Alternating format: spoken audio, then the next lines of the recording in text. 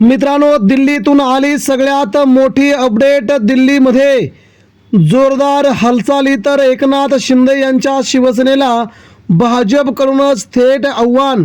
ठाकरेंची जवळीकता. आता भाजप आणि उद्धव ठाकरे मिळून एकनाथ शिंदेंच्या शिवसेनेचा केला करेक्ट कार्यक्रम. 6 बंडखोर आणि गद्दार खासदार यांच्याबद्दलची सगळ्यात मोठी अपडेट. महाराष्ट्रामध्ये होणार पुन्हा निवडणूक, पुन्हा पोटनिवडणूक.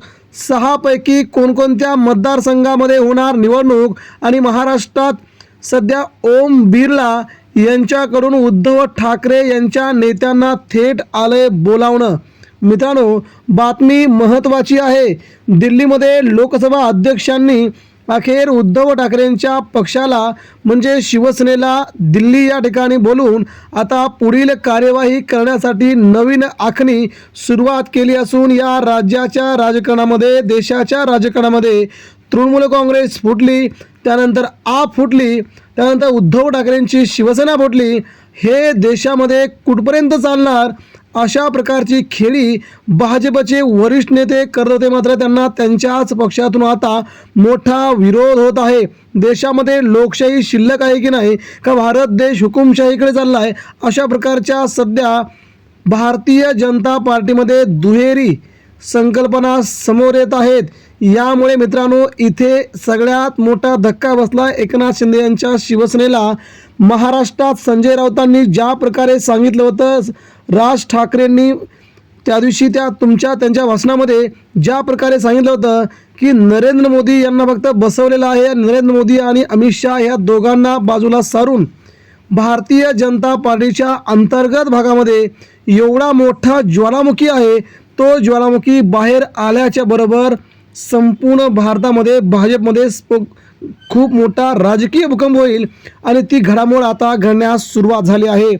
एकंदरीत मित्रांनो, आता दिल्लीच्या तख्तावरती उद्धव ठाकरेंनी आपली आगेकूच केली असून 6 बंडखोर खासदारांना आता त्यांचा निर्णय खूप मोठ्या महागात पडला आहे. 40 आमदारांनी गद्दारी केली होती, त्यावेळेस 13 खासदारांनी देखील गद्दारी केली होती, त्यावेळेस पक्षचिन्ह देखील गेलं. ही लढाई सुप्रीम कोर्टामध्ये चालू असतानाच उद्धव ठाकरे सुप्रीम कोर्टामध्ये जाऊन ही लढाई सुरू करण्याची तयारी करत असतानाच आता मात्र ओम बिर्ला यांच्याकडून उद्धव ठाकरेंच्या नेत्यांना दिल्लीत बोलावणं येणं, उद्धव ठाकरेंनी कपिल सिब्बल यांची भेट घेऊन ही लढाई थेट सुप्रीम कोर्टामध्ये लढणं आणि 6च्या 6 खासदारांना अपात्र करून पुन्हा त्या मतदारसंघामध्ये निष्ठावान कडवट शिवसैनिकांना उभं करून ती निवडणूक जिंकणं, अशा प्रकारचा फॉर्म्युला उद्धव ठाकरेंकडून राबवला जाण्याची शक्यता वर्तवली जाऊ शकते. संजय राऊत या सगळ्या गद्दार बंडखोर खासदारांच्या बदल्यात प्रचंड आक्रमक बनलेले आहेत. संजय राऊतांचा हा आक्रमकपणा बघून महाराष्ट्र त्यांना आता डोक्यावरती घेतोय. निष्ठावान शिवसैनिक असावा, निष्ठावान नेता असावा. तर सध्या संजय राऊत यांच्यासारखा संजय राऊत यांनी महाराष्ट्राच्या राजकारणामध्ये ज्या प्रकारे आपली निष्ठा उद्धव ठाकरेंच्याबद्दल दाखवली आहे, ही निष्ठा कुठेही नाही. या निष्ठेला सलाम आहे असं म्हणत मित्रांनो, उद्धव ठाकरे यांच्याबद्दल खूप काही लिहिलं जात आहे. परंतु आता उद्धव ठाकरेंनी सुप्रीम कोर्टामध्ये जाऊन या 6 खासदारांपैकी मित्रांनो ओमराजे निंबाळकर, नागेश अष्टीकर या दोघांची अगोदर अपात्रता सिद्ध करायला घेतली असून 4 उरले खासदार संजय देशमुख, संजय दिना पाटील, संजय जाधव, भाऊसाहेब वागचौरे यांची सर्वात अगोदर खासदारकी रद्द करण्यासाठी ठाकरेंनी सुप्रीम कोर्टामध्ये पावलं उचलली असून आपल्या नेत्यांना तिथे कामाला लावलेलं आहे.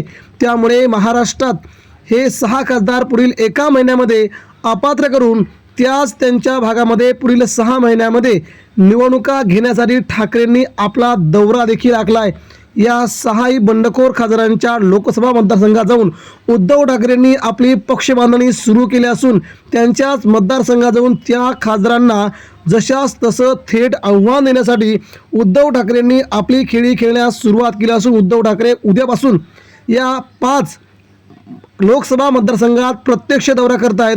सोबत सामान्य शिवसैनिकांची फळी असून या 5 खासदारांना एकतर आपला पराभव सहन करावा लागेल अन्यथा राजकारणातून त्यांना आता बाजूला सरळ लागेल, कारण की ठाकरेंचा आक्रमकपणा बघून, शिवसैनिकांचा आक्रमकपणा बघून इथे मात्र उद्धव ठाकरे जिंकताना दिसत आहेत.